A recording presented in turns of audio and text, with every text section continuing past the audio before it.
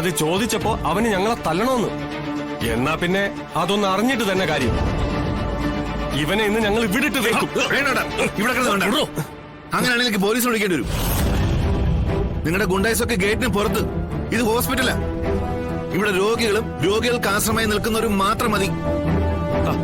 അങ്ങനെ പറഞ്ഞ എങ്ങനാ സാറേ? നിൽക്ക്, നിങ്ങൾ തൽക്കാലം ഒന്ന് ക്ഷമിക്കും.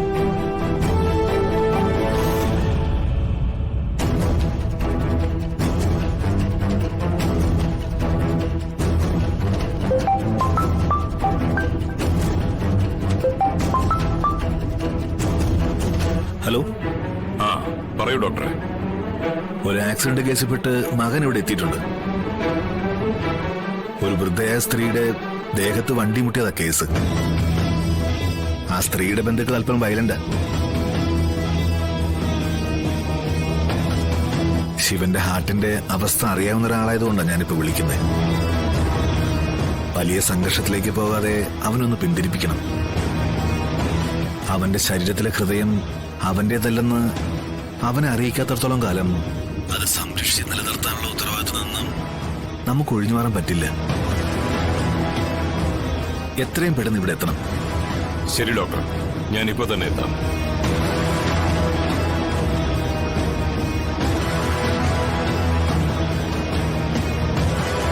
നിങ്ങളൊന്ന് വെയിറ്റ് ചെയ്യും. വഴക്കും ബഹളവും ഒന്നിനും ഒരു പരിഹാരമല്ല. പരിഹാരമല്ല, പക്ഷെ ഇതിനൊരു തീരുമാനമുണ്ടാക്കിയിട്ട് ഇവൻ ഇവിടുന്ന് പോയാ മതി.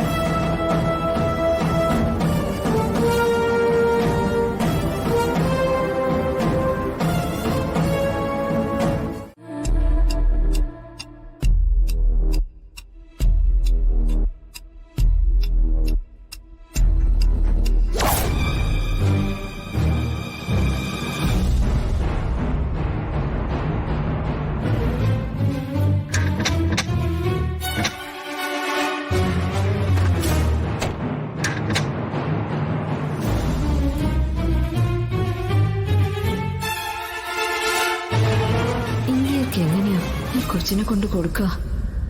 കുഞ്ഞിനെ കാണാനില്ലെന്ന് പറഞ്ഞ എല്ലാവരും എന്റെ നേർക്ക് വരില്ലേ?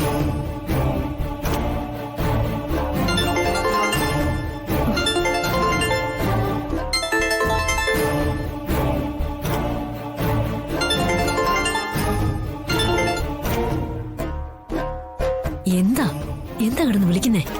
ഞാനേ ഈ വീടിന്റെ പടിപ്പുരയുടെ മുന്നിലെത്തിയിട്ടുണ്ട്. ഇപ്പോഴേ എന്തിനാ വന്നേ?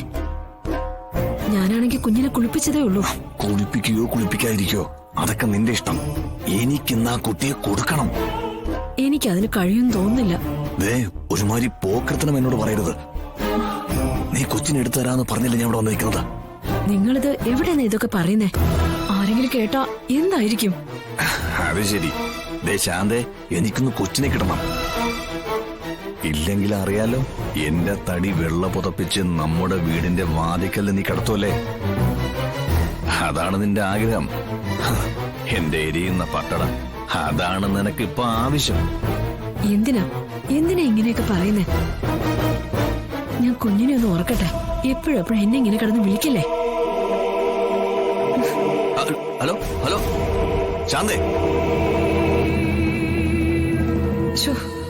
ഇത് എന്നെയും കൂടി കൊലയ്ക്ക് കൊടുക്കുമെന്നാ തോന്നുന്നത്.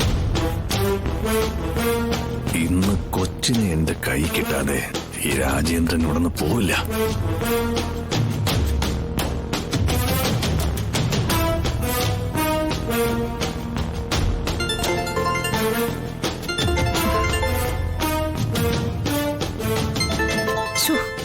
ഇതെന്തൊരു ശല്യം!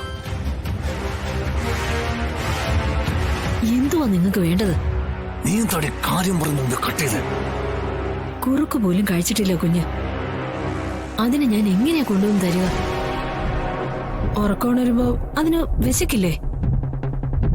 ഇവിടുന്ന് എങ്ങനെ താഴേക്ക് കൊണ്ടുവരിക? ആരെങ്കിലും കണ്ടു കഴിഞ്ഞാൽ തീർന്നു. നീയേ വലിയ വർത്തമാനം പറയാതെ കൊച്ചിനെ ഇങ്ങോട്ട് കൊണ്ടുപോടി. നിന്നോട് കൊണ്ടുവരാനാ പറഞ്ഞത്. ആ, ഞാനിപ്പോ കൊണ്ടുവരാം.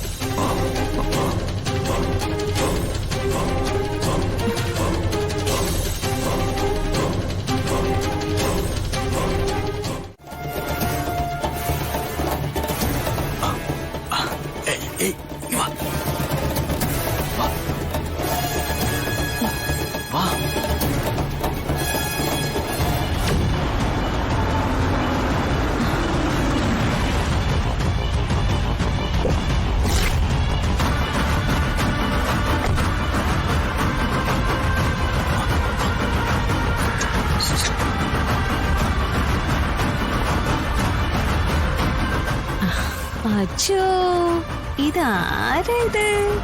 വാവേ എന്തൊക്കെ ചെയ്തെന്ന്? ഓ ഓ ഉം.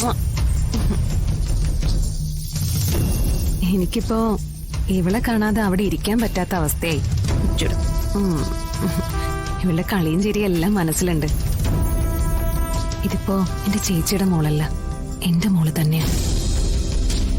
അല്ലെങ്കിലും മിക്ക കുട്ടികൾക്കും അമ്മയേക്കാൾ ഇഷ്ടം കുഞ്ഞമ്മയോടായിരിക്കും. ഇതും ചിലപ്പോ കുഞ്ഞമ്മ മോളായിരിക്കും. ഇവളുടെ അമ്മയ്ക്ക് ഇവളെ ഒന്ന് കാണണോന്ന് പറഞ്ഞിരിക്കുക. ദേ അമ്മ കാണിച്ചു തരുമൊക്കെ ചെയ്യാം, പക്ഷേ ഞാൻ പോരുമ്പോ എന്റെ കൂടെ ഇങ്ങ് പോന്നേക്കണം കേട്ടോ. നീ ഇല്ലെങ്കിലേ കുഞ്ഞമ്മയ്ക്ക് ഇപ്പൊ ഉറക്കം വരൂല. നമുക്ക് അകത്ത് പോം. അകത്ത് പോയിട്ടേ നമുക്ക് ചാച്ച ഉറങ്ങാം.